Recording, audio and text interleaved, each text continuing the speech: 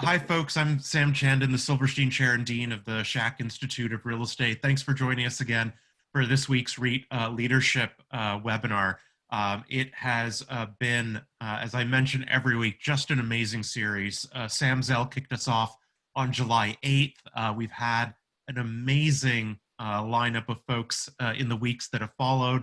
Just a couple of the highlights: Hamid Moghadam, Chairman and CEO of Prologis; Debbie Cafaro from Ventas; Sherry Rexroad from BlackRock; Hap Stein a couple of weeks ago joined us from Colorado. He's the executive chairman of Regency.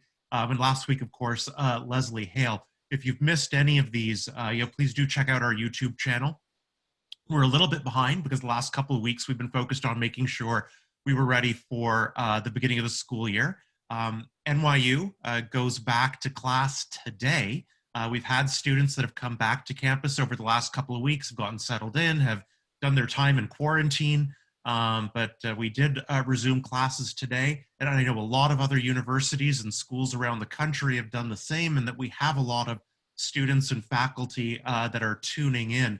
Whether you're at NYU or at any other institution around the country, whether you're taking your classes in person or online, welcome back. As a faculty member, both myself and Scott and others, we are so excited for this milestone in getting things going again with a new academic year, and have invested a lot of time. Our singular focus, I should say, over the course of the last 3 or 4 months has been to make sure that whether you are online or in person or hybrid, no matter where you are in the world, that you have an amazing learning experience this fall.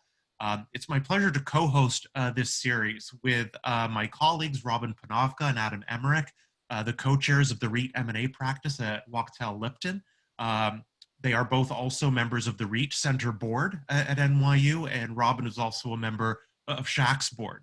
My other co-host, friend and colleague at NYU, is Scott Robinson, whom I mentioned just a moment ago. Scott is a faculty member here at Schack and also the director of the REIT Center. A special thank you to Monmouth Real Estate Investment Corporation. Monmouth is the sponsor of the summer series, and as a supporter of the Schack Institute throughout the academic year. Their support this summer has been especially important. Monmouth and Mike Landy, in making funds available to students whose families have been impacted financially by the pandemic, and making sure that some of those students can remain actively enrolled in our programs and continue to make progress towards their degrees. So thank you to everyone on the Monmouth team. We have some exciting plans for the fall. We have a very robust, probably the most robust program schedule that we've ever had.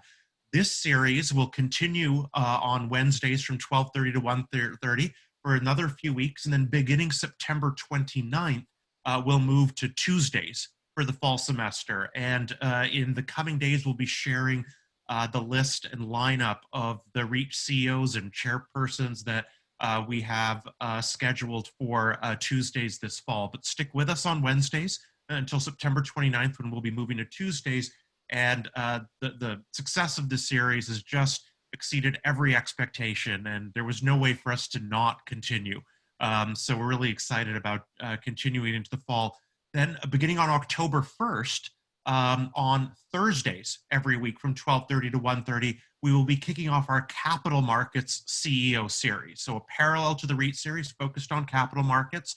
We're doing that through the CREFC Center for Real Estate Finance, which was established earlier this year with a gift made to Schack by the Commercial Real Estate Finance Council. That'll be focused on the debt markets in real estate and all of the different capital sources. But we have a really amazing lineup there as well, leading up to our November 12th 53rd annual conference on capital markets and real estate, which Larry Silverstein, our founder, reminded me has never been interrupted by, come rain or shine, we have the Capital Markets Conference.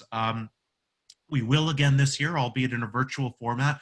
So again, please save the date for November 12th. More information coming about the Capital Markets Series and the Capital Markets Conference in the coming days. Absolutely thrilled that John Kilroy is here with us. Adam will do Robin this week will do the formal introduction. I'll be sharing some links in the chat feature over the course of the next hour so you can get some more information about Kilroy. What an amazing history. The founding of the company dating back to the years after World War II, and our positioning for recovery in the United States after the Second World War, making space available for the defense industry, for the rebuilding in the United States. John's got an amazing pedigree that Robin will tell you about. As you have questions for them, Scott, Adam, and I will come back in about 45 minutes to put all the hard questions to John. Use the Q&A feature, please, to share your questions with us, and the upvote feature to vote for the questions that you think are most pertinent and most relevant, because we're going to run with the ones that get the most votes. But with that, thank you again so much for joining us. We're thrilled that John Kilroy is here. Let me pass it back over to Robin. Thanks, Sam. So really thrilled to have John Kilroy with us today. John, in addition to building the leading office REIT on the West Coast and one of the best performing REITs in the world, has really had his finger on the pulse of two critical trends that are key to trying to understand the environment we're living in right now. The first trend is understanding the importance of tech companies, biotech companies, and the key cities in which they've been operating. Back in the last financial crisis, John took Kilroy and expanded its footprint very decisively and dramatically into San Francisco and Seattle to take advantage of that trend. And as a result, has become the leading landlord to the FAANGs, the key technology companies in the West Coast. So that's one key trend he had his eye on, and we're going to talk about what trends he sees coming out of this and whether that trend continues. The other thing John's really had his finger on the pulse on is reinventing the office environment. We all talk about it now because of COVID, but long before COVID, Kilroy has been changing offices in a way that fosters innovation, creativity, productivity, and as a result has been attracting the types of tenants who want that kind of a workforce. I think that type of trend is going to be even more important now.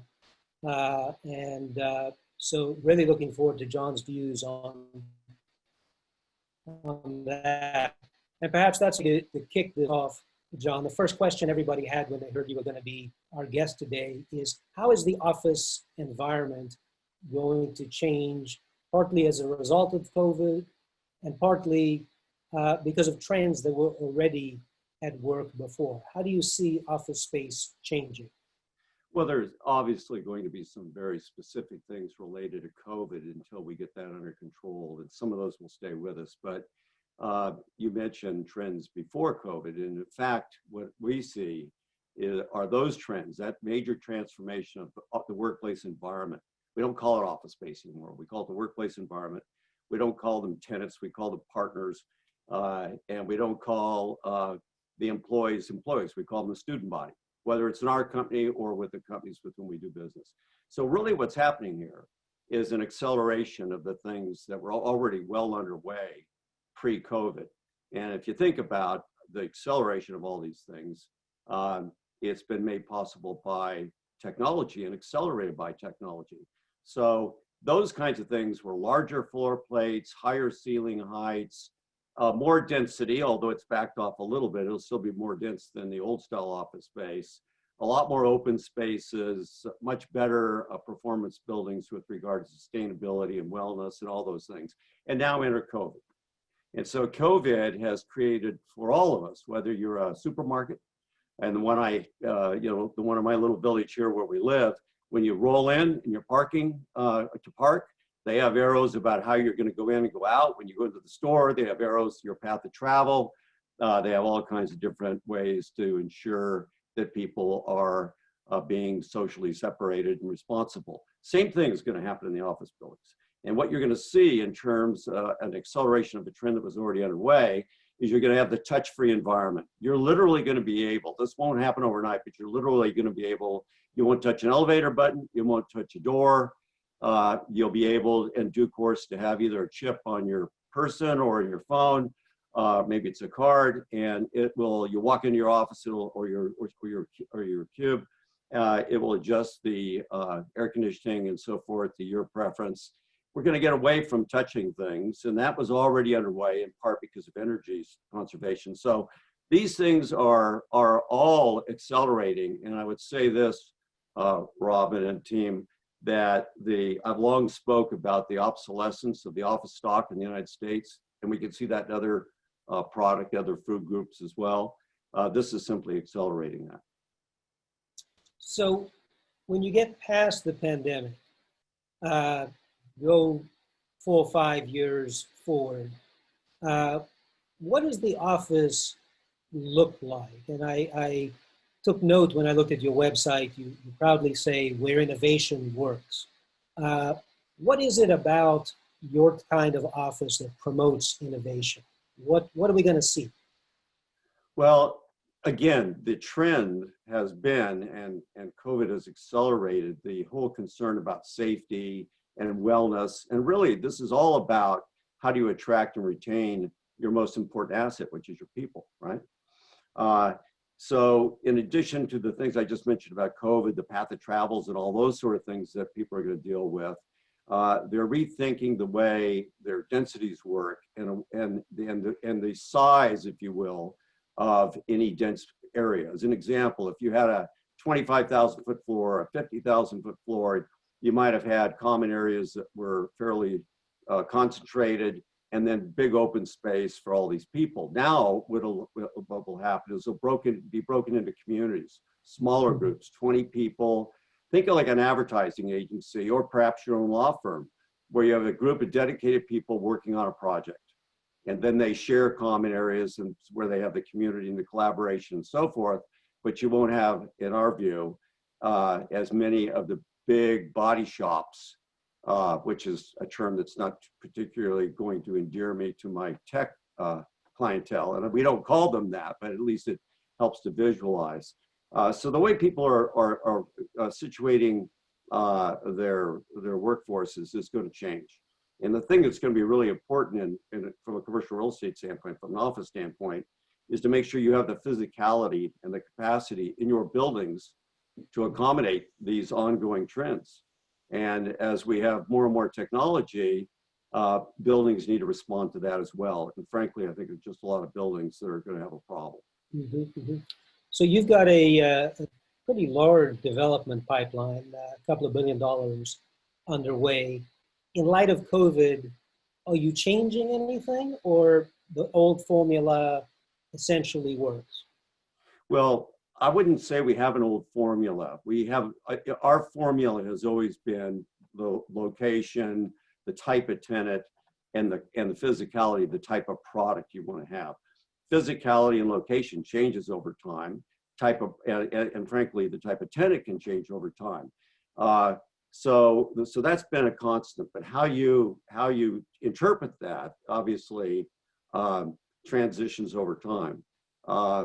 We are on our development program, and you mentioned we have a couple of billion underway right now, which is life science and office, and it's 90% leased. The last 10% we just started here in the last year.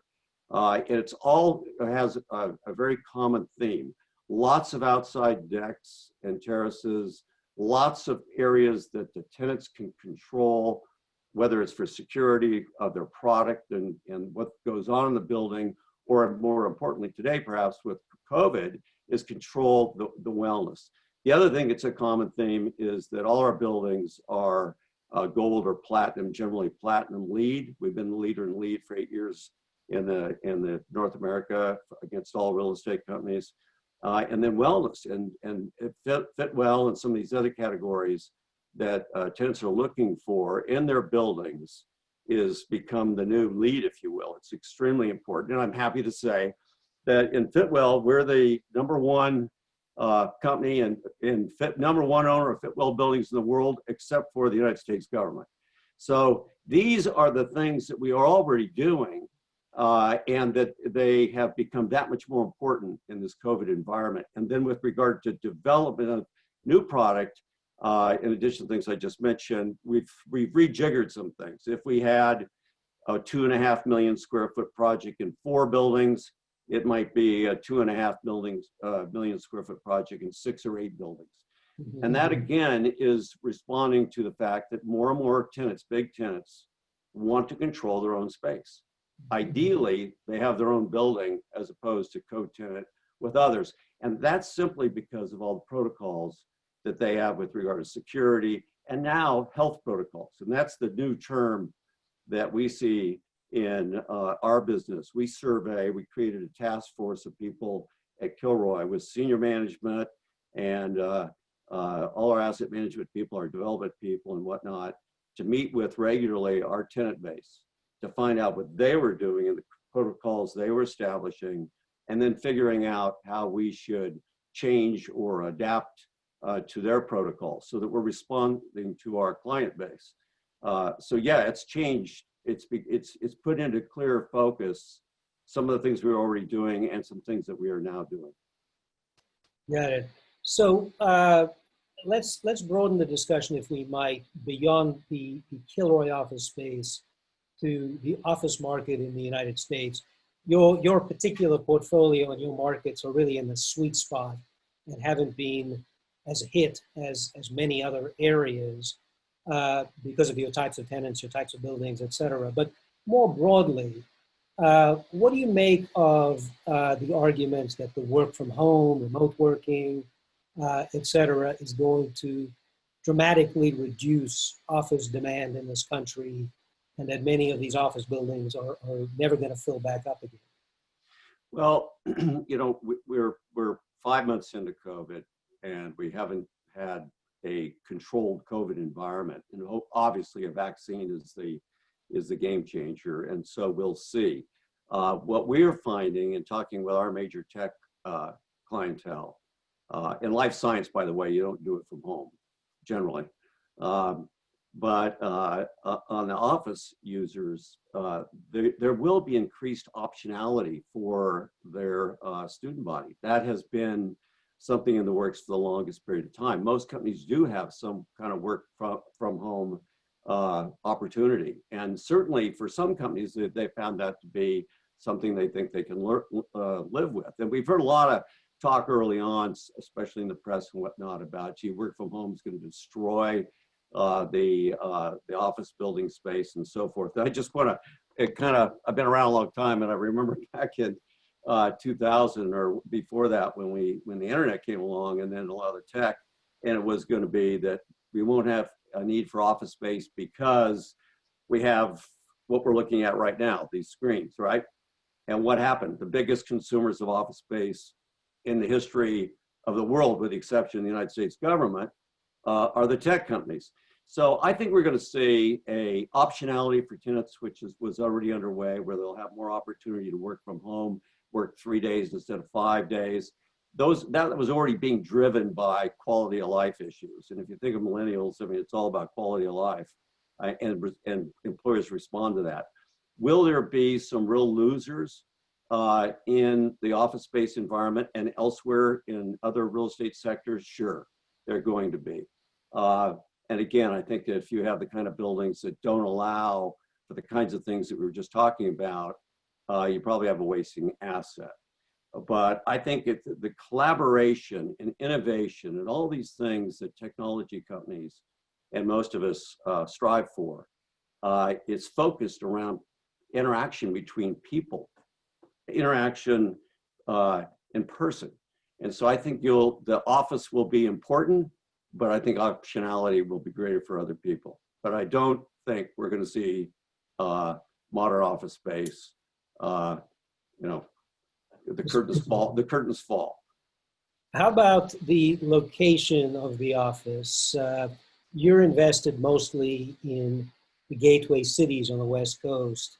There's an argument that some people make that because of COVID and density and so on, the secondary cities, suburban areas are going to see a lot more office use, and the truly dense places like Manhattan or San Francisco are going to be less attractive. You buy that? I think there's a lot of discussion about it, that's for sure, and it's driven by a lot of different things that are going on in the news daily, as well as COVID. I think you got to go back to something. There's a reason why certain of the cities you mentioned have become such popular destinations for office space and for the technology users, and it's where their student body lives. It's where the schools are that often teaches these graduate students and so forth, whether it's coding or other forms of technology. So I think there's a real reason for people to be there. I don't buy the fact that there's going to be a mass exit, but I also think there's forces at work that need to be addressed beyond COVID that may have been accelerated by COVID that our big cities have to deal with. And we have to get the homeless situation under control. And that's been exacerbated by COVID because there's no shopkeepers out, cleaning the streets or whatever they do. There's no activity, and we've got to get back to that activity. So we're getting some negative things happening in these big cities that have been underway for a period of time, and they need to be rethought. And security is one of them. The homeless issue is another. You've got to make places that people want to be and feel safe to be. So we talked a few moments ago about safety from COVID or future COVIDs. We also have to talk about the physical safety of walking down the street. You live in New York. I live near San Francisco, not in the city. Whether you're LA, whether you're Seattle, whatever, we all read the papers. I guess we don't read papers anymore. We watch it on the line. But there are these other issues, and they are going to require political leadership. So in terms of the government's response to COVID now, specific to cities, you think there's a lot more work to do? Well, we have to address some things about big cities, right? One of the things that why people like to live there is the vibrancy and all the amenities and the diversity of housing and the museums and all the rest, but also public transportation. And public transportation has to be figured out, both with regard to capacity and with regard to cleanliness and health.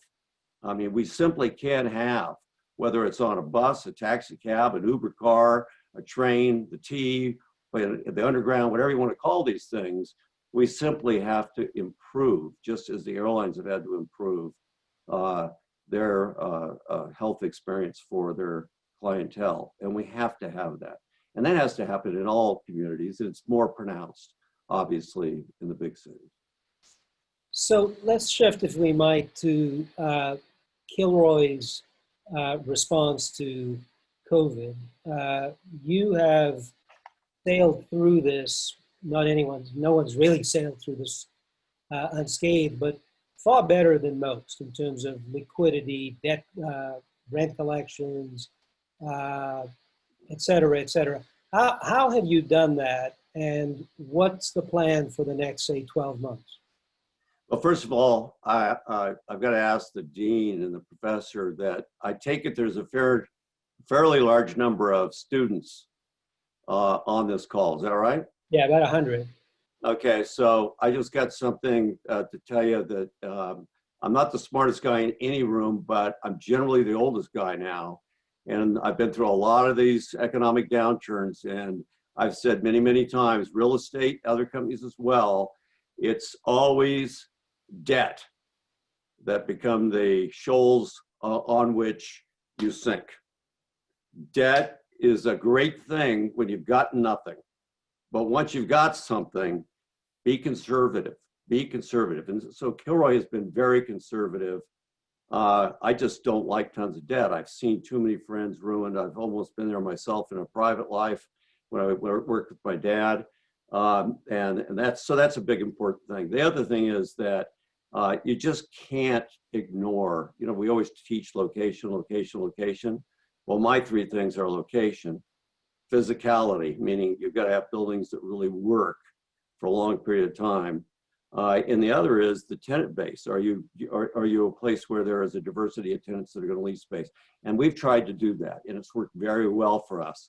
The other thing that I think has happened for us is if you put this in perspective, there might be some smaller companies that could have a similar statistic. The average age of our 15 or 16 million square feet of operating properties is 10 years old. 10 years old. It's the most LEED. We're number one in LEED. We're number one in wellness. We're number one in Fitwell, on and on and on. And there was a very clear strategic discussion about where we had to go to be relevant and to be fresh and have the, sort of the better mousetrap, the better product that people wanted. So those are the things that allowed us to attract the right tenants that are generally high credit, long lease terms, because we have the kind of product, and then we consider ourselves to be their partners, and they consider that of us as well. So it's all about how we say yes rather than no. We find every way we can to say yes and be a good partner. And now with these changing times, which have been accelerated by technology, but also now with regard to COVID, all they want to know is you're there for them to adopt their protocols, help them move back in and get stabilized. And so those are the things that have really allowed Kilroy to do well so far. But I also want to say this, nobody knows where the end is in this. Until we have a vaccine, I think it's going to be a kind of a goosey period for all of us. And it looks like we might have one reasonably soon.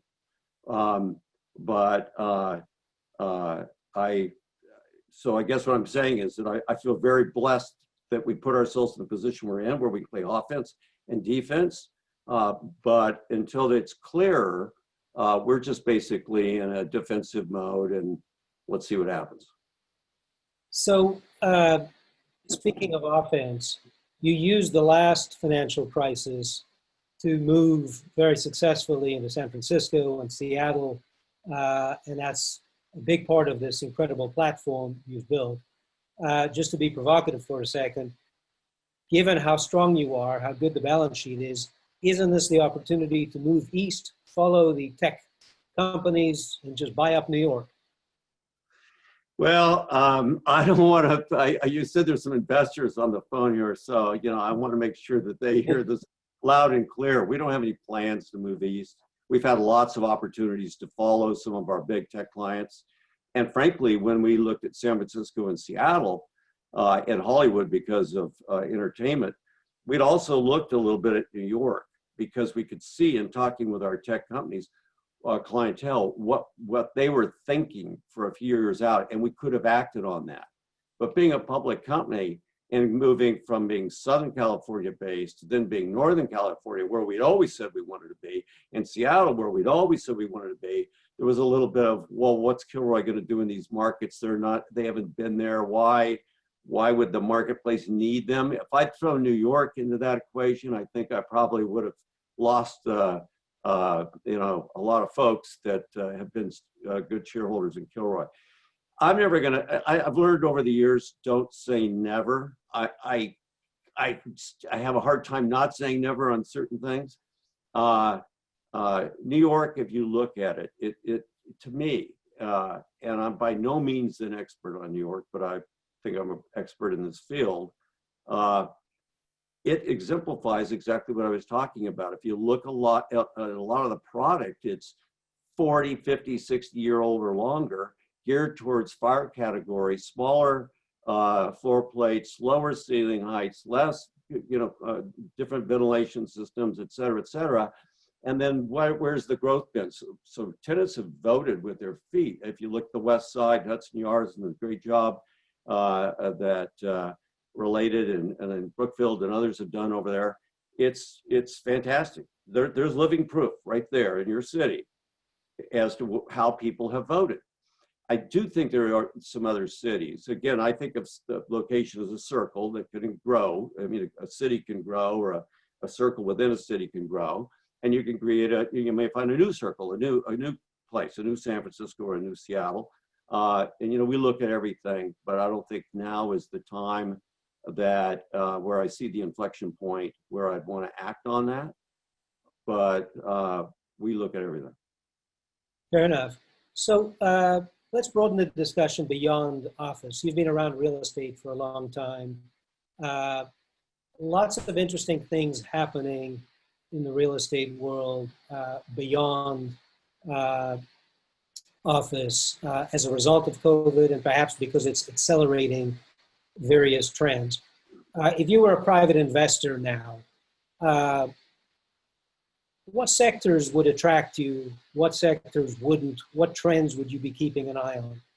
Well, I guess it would depend how much money you have, right? Whether you have to live on it, whether you can put it at risk. I had a very good friend of mine who is a very wealthy guy called me the other day and said, you know, I've got X millions of dollars, and John, you're a smart guy. Where should I put it? And I said, well, where else are you invested? And he told me, and I said, well, and what's your time horizon on it? I think he was trying to figure out, you know, just do I know something that he doesn't know? I think there's some companies right now that where the share prices are really beaten down way below what they would command, whether or not you have interruption or this next couple of years from COVID or not. I know that many people like to trade. They go in, they say, I can buy this next week, or I can buy it in a month. I don't need to buy it now. But there are a number of industries that have been absolutely hammered. And we know that I've never invested in airlines. I have invested in some of the hotel REITs and some of the hotel companies. I have invested in some of the entertainment companies. They're all crushed right now. So there's going to be some winners because they're going to come out of the ashes. The bar is so low that there's going to be some winners there. I think though that if you look at the different sectors, what has been such a winner as a result of everything that's been going on in technology and now with regard to COVID. Obviously, the digital world and those that provide the backbone for digital have done extremely well. Hamid and his group have done phenomenally well with Prologis. And then you've seen life science that has just become the darling. And then you're going to look at office, and it depends on what market you're in. If you're in a market where people don't want to be, it doesn't really matter if you have good product or not. If they don't want to be there, you're probably going to get hit in the head, and you're a loser. You've been losing now. You may lose more later. If you're in markets where people want to be, you may be losing now, but be a winner in the future. So I'm very much more about the type of asset, the market, and then of course the operators. I do think there are a whole bunch of companies that are poised to be the winners new winners once we get COVID under control. How about, I know you've got a small portfolio of apartments, I forget why. What do you think of that business right now? Well, we have about, I think, 1,100 apartments, if I'm not mistaken. Some of those have just come online or will be coming online, and they were doing really well in lease up for the new product until COVID came along and you can't tour. Now we're doing a bunch of leasing through virtual tours, and we're getting our rents and whatnot. Fortunately, our stuff is all fairly new. It's within the last couple of years, the brand new, and it embraces a lot of natural ventilation and all the things that people want in these communities, and we're geared towards the upper end. I've been talking a lot with some of my apartment buddies, both public and non-public, that own big positions, and they think they're pretty well positioned for the long term, but they are concerned about some of the crazy legislation that has come out of places.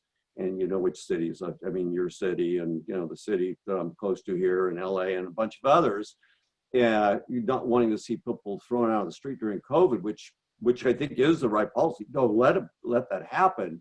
But there's this movement by a lot of people to have rent control and whatnot. And you got to figure out, if you're in the apartment business, how that's gonna, that could hit a lot of people in the head. So I'm probably not the best person to ask about that. Our apartments have generally been as part of a mixed-use project, and our view was, the yields we achieve are many turns higher than the cap rate that we could sell them for if we ever decided to do that. So that's been our strategy there. Got it. So beyond real estate, talking about the macroeconomic picture, different people in this series have picked different letters in terms of the shape of the recovery: a V, a U, a W, a reverse T, whatever it is. What's your favorite letter right now? Well, hey, golly, I'm not an economist, although I did study economics, but that doesn't make me an economist.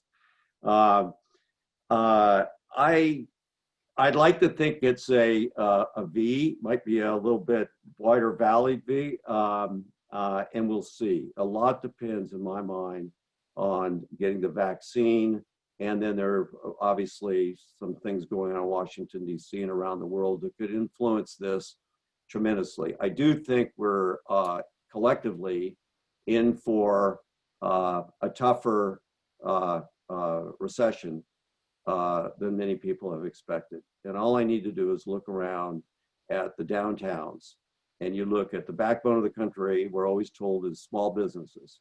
Small businesses have no income. Most of them are being crushed, and they're not being supported by their local communities with police protection, and they have all kinds of worries and concerns. And there is a need to get those people back up and running. And that requires our cities and our communities to be vibrant. And so I'm very hopeful that if these two parties, neither of whom I subscribe to, could get together, and that may be too big a hope, maybe post-election, and do some things that really help the lion's share of people that work hard in this country, then I think we could have a much sooner end to the pain.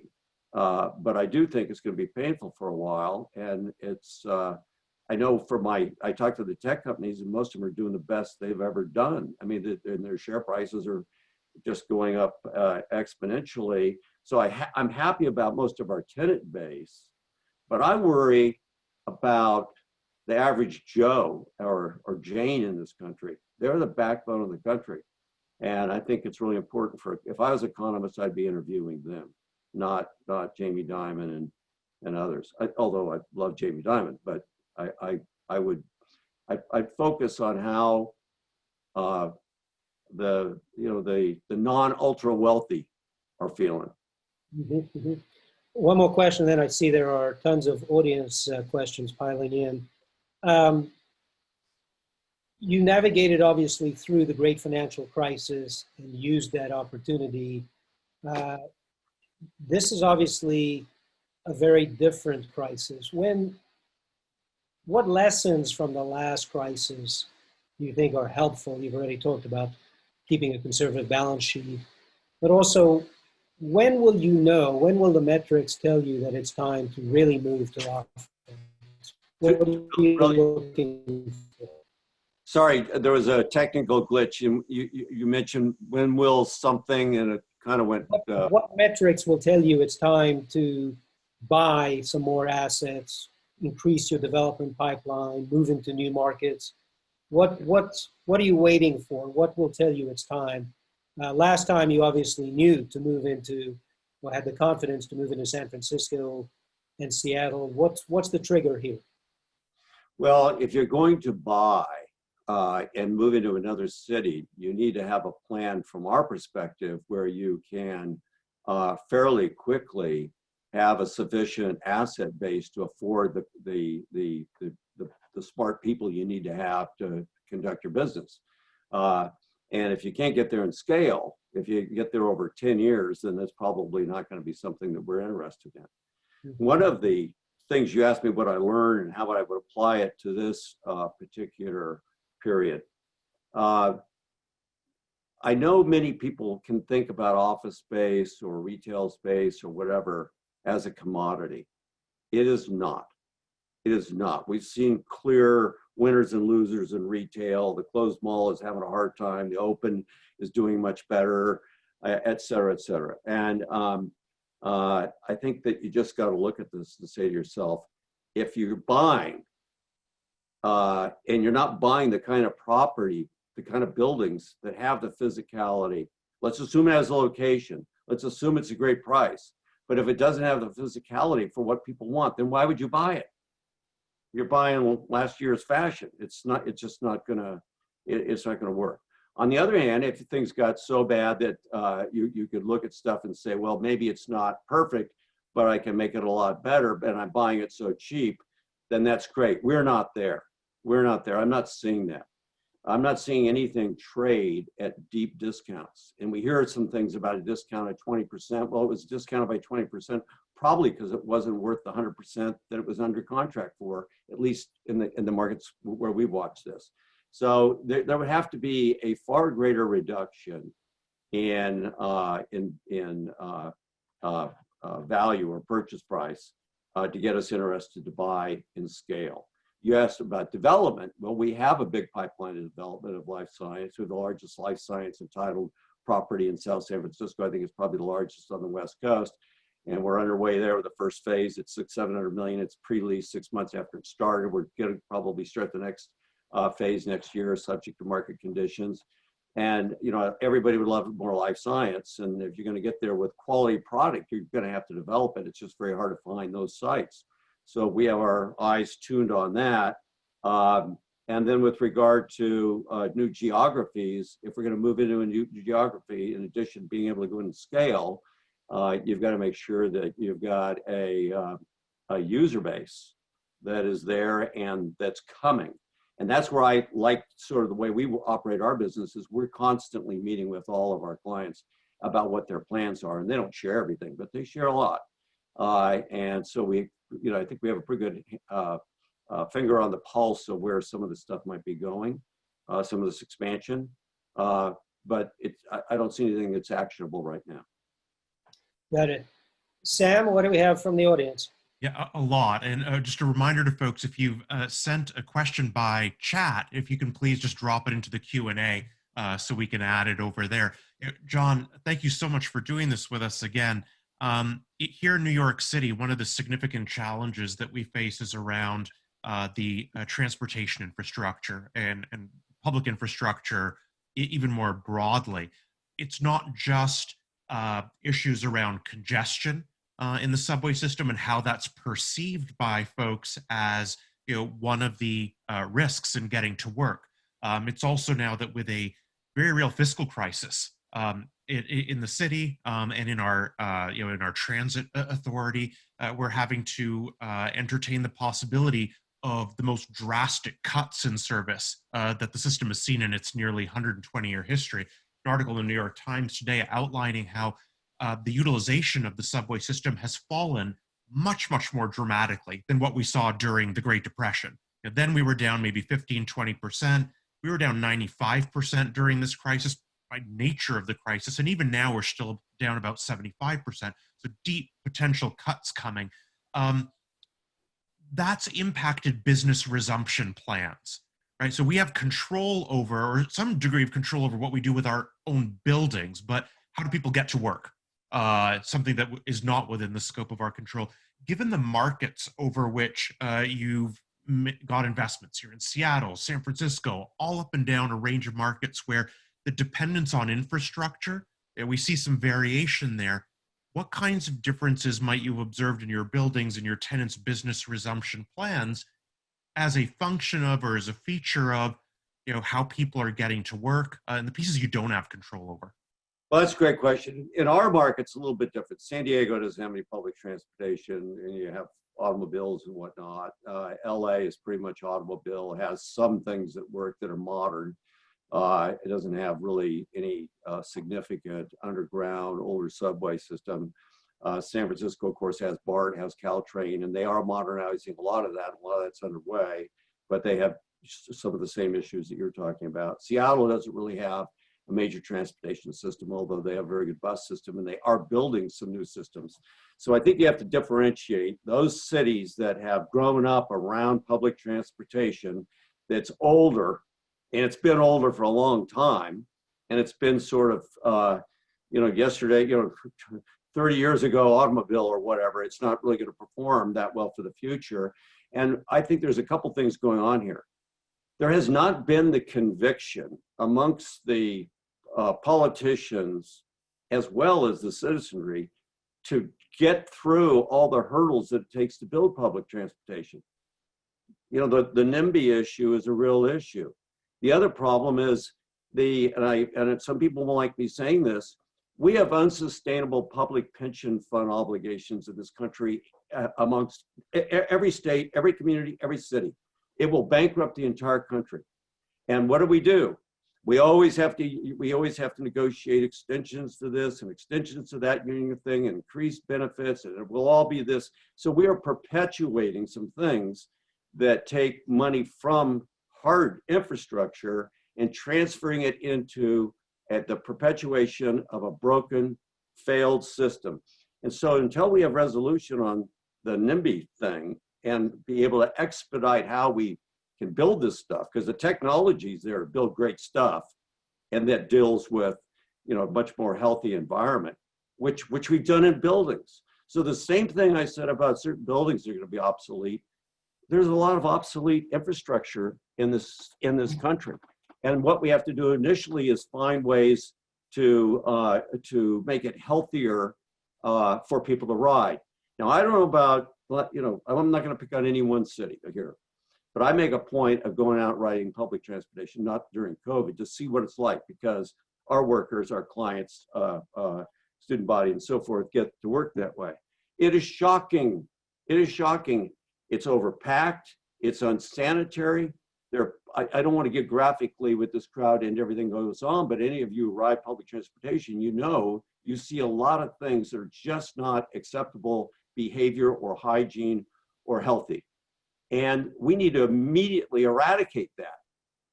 We just need to make it safe. So are we going to adopt a policy where we're going to let that kind of stuff go on for the people who do that at the expense of the people who actually go to work and pay taxes?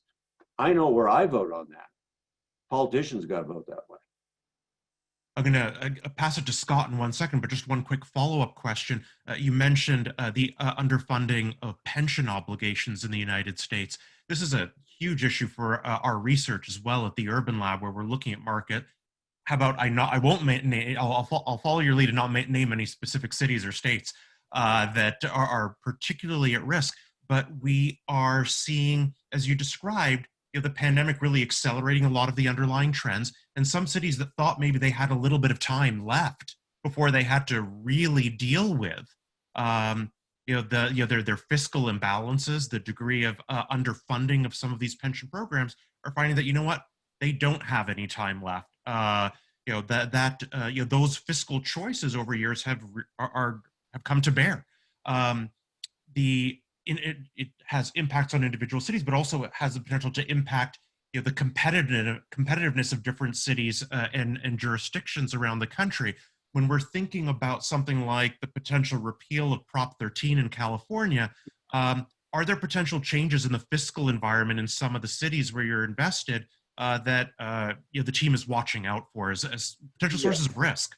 Yeah, well, first, just back to the transportation thing. Any city that has major water is underutilizing one of the easiest and cleanest ways to move people around. Just go to Sydney or go to Scandinavia. It's happening all over the world with highly clean, efficient, high-speed, comfortable, healthy ferries or whatever you want to call the public transportation that's water-based. We can do that in this country. We can do it quickly.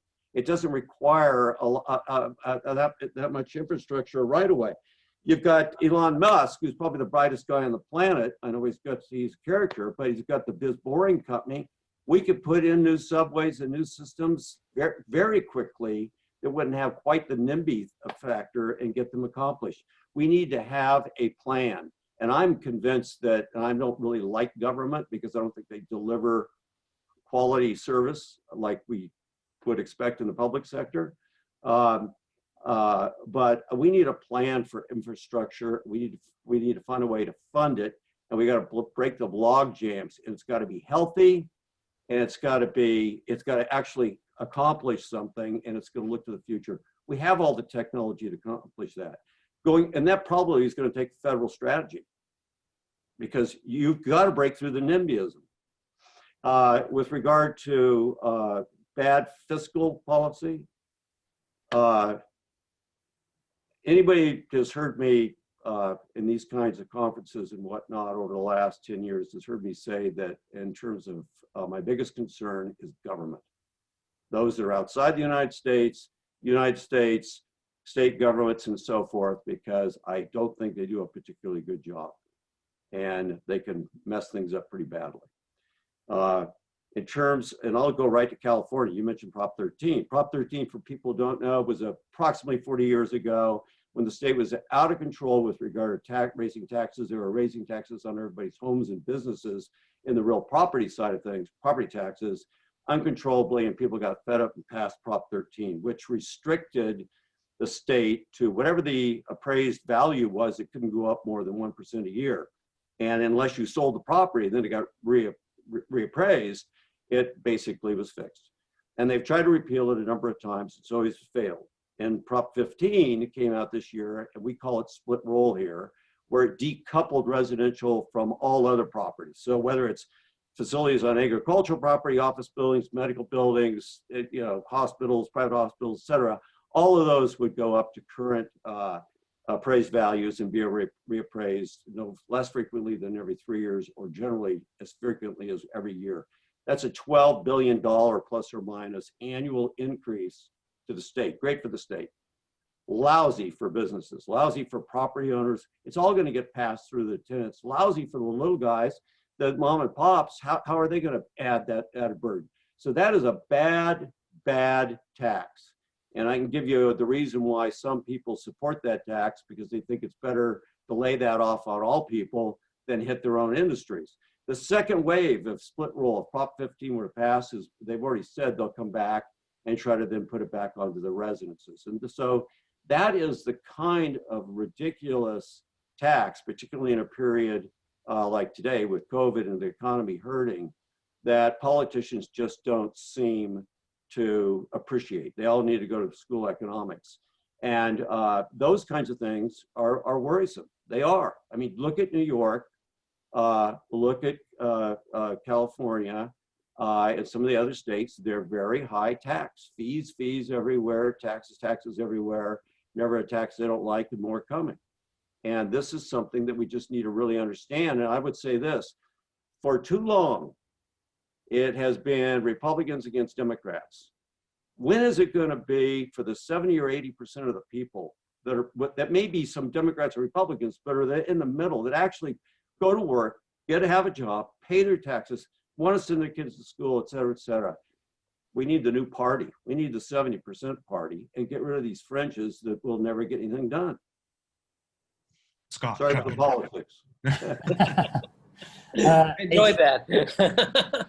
Yeah, well, you're in South Africa. Well, how are you? Yeah, we've done a great job there. Yeah, you know what it's going to look like. Scott, go ahead. Shifting gears just a smidgen, John, at the beginning of the call, you alluded to some changes in the portfolio. You said tenants and some of your coworkers would come back and see more smart building and health and wellness technologies implemented. Can you share with us what some of those are? And if you're looking at making VC investments in any of those platforms that you can actually use yourself? Yeah, well, to the latter part of that question, Scott, we have a team, a couple of senior executives that have been looking at whether we should make investments in the technologies. And we've come close, but we haven't invested in it yet, because there's so many out there and so many that are supposedly going to do the same thing. And we want there to be some clear winners. We could invest in that. I mean, some ones that obviously are going to be embraced. Right now, there's a whole lot of people with a whole lot of ideas. Many of them overlap, and I'm not a technologist. I certainly embrace technology, but I'm not a technologist. So on that issue, on the technology side of things, we've been working. We have a group within Kilroy that works with the elevator companies, the heating ventilation companies, the people who design the systems, as well as manufacture the stuff, about where we want to take it. I really don't want to get into that too much, because I think we have some proprietary or competitive things that I would not want to share with my competitors. But the other thing that we want to do is, and we've begun to reach out much more to our peers, whether they be public or not, as well as to some of the industry, the user base, is I think we ought to agree upon what are some of the standards that we really want, so that as an industry, we have a supply chain that's producing the stuff that users really want to have and owners need to have in order to get their users, as opposed to, a catch-all. One of the concerns we have on supply chain is that we, for example, a year and a half, 2 years ago, we decided that when we're building $2-3 billion worth of product at any given time, we're not going to order one thing from China because we just thought it could be so disrupted. And of course, it's been pretty disrupted, right? But I did mention whether it's a sort of a touch-free, you can think of all that, and the technologies are there, the mechanical systems and so forth. I mean, these buildings, in addition to security and technology, they're also being thought through with regard to all the materials. I have a friend who runs one of the major hospital chains in the country, and he was sharing with me over dinner 3 or 4 years ago that one of the problems they have, and this is MRSA, the terrible infectious, the infection, kind of like staph on steroids. And he was saying, well, a lot of the hospitals in the country have surfaces that you can't clean properly. They absorb stuff. And you think about how bad that is, right? That's really bad. And so I put together a team and I said, I want to make sure that we have, whether it's soft surfaces like a fabric or whether it's a hard surface, that we don't have anything that can absorb and can't be cleaned correctly. So we have a whole group that works on materials as well as design, as well as systems, as well as trying to establish criteria that the industry can follow and that will be supported by the authorities and whatnot to regulate things. So we're pretty engaged. Adam? John, it's been a fabulous hour. Let me do one question, which is some of the people in the audience have asked and voted up on the list is, you've talked a lot about, both customer-driven, client-driven, and perhaps socially-driven things that you're doing as a company, and gold and platinum LEED certification and all the cool stuff you're doing in your buildings. That feels to me like you've been talking about it as, as I said, customer driven. Has the whole ESG and corporate purpose movement had a big impact on Kilroy as an enterprise? Well, we obviously can't ignore it because the shareholder services firms and so forth require that you report on it and grade you on it and so forth. And most of those things, we were leaders before these things ever came around. I mean, think about it. We, for 8 years, have been the #1 in sustainability across all real estate in North America. We were the first ones that came out as a real estate company in North America to be carbon neutral by 2020, 20 years ahead of what the government requires you to be. And we're going to be there. #1 in wellness, Fitwell. It's just a commitment that we felt that was appropriate to take because, at the heart of it, and I know this is weird to people, I'm a developer, but I'm an environmentalist. I mountain bike, I kiteboard, I surf, I sail. Everything I do is outside. And this is our one planet, so I went to work. On the people front, I know this was true as of a couple of months ago, whether there's been somebody else added up, perhaps, but Kilroy was the first real estate company, I believe, in the country or in the world to be admitted to the Bloomberg Gender Equality Index. My view is we've got this incredible period in our lifetimes called a meritocracy. The best people get to rise to the top. Doesn't matter what you look like, doesn't matter where you come from. I know there are things going on in the country right now where you can point to various examples that, you could challenge me on that. But the fact is, it's no longer the guy at the top of the tallest building in town who's, the big cheese and makes all the decisions. It's a meritocracy. We have technology that's exploding everywhere, and we can use it to humanity's benefit. We can change this world so much for the better. The one thing gets in the way. Biggest thing gets in the way: government. The folks I shared in the chat feature a link to Kilroy Realty's page on its commitment to sustainability. It's absolutely worth a read. You'll see that there are real actions behind those words, and that sustainability and their commitment to that really is the foundation of a lot of the work that John and his team are doing. But Robin, let me pass it back to you to wrap us up. Yeah, unfortunately, we're almost out of time. John, and you mentioned kiteboarding. In addition to your ESG report, we're going to post you doing a triple roll. If you send us that link. I can do. I've landed a number of triple back rolls, and I've landed a couple of double front rolls. No, we want a triple front. Yeah, I don't think anybody can do that. But I will tell you this: the new generation, meaning my kids, they're so far beyond anything I could have ever done. It's a great sport, and I want to challenge you. I'll go surfing and with you. You come kiteboarding with me.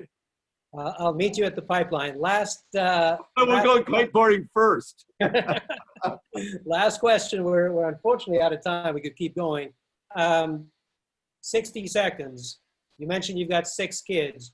Assume one of them wanted to go into real estate. What would you tell them to do? Which sector, which country, which city? What's the advice? Well, I think it'd probably be this country if they intend to live here. I would go out and talk to some people like you who represent lots of different major companies. And what I've always said to people that are graduate students, you pay for an education. Why wouldn't you pay to go work at the right hand of one of the smartest people in our industry, irrespective of what sector it's in? But you'll get paid. But that's what I would do. I'd say, go volunteer yourself. I'll do all the meetings, whatever, and make sure you get with the top person. And I think you learn a lot more when you go into a company that's exploding in growth or having to fight through difficult challenges, because you will see more of the total picture than you ever will if you're, kind of a widget in a bigger firm that's just going along. So my attitude would be, go work with somebody who's really dynamic. Go work at a company that's either exploding in growth or has to fix a lot of things. Make sure you get a path to some authority and bust your tail and show that you care, and play nice with the other kids. Be a team player. Sam, I don't want to put words in John's mouth, but I think he just offered an internship to one of the Schack students. I think he did. Online internship. Yeah. It's coming. John, Yeah, can't thank you enough. That was a fascinating tour. We learned a lot. Really appreciate it. Keep kiteboarding, and I'll see you at the pipeline. Okay, Robin, Adam, Scott, Sam, thank you very much. And to all the audience, thank you very much. Bye. Thank you. Thank you. Thank you, everybody.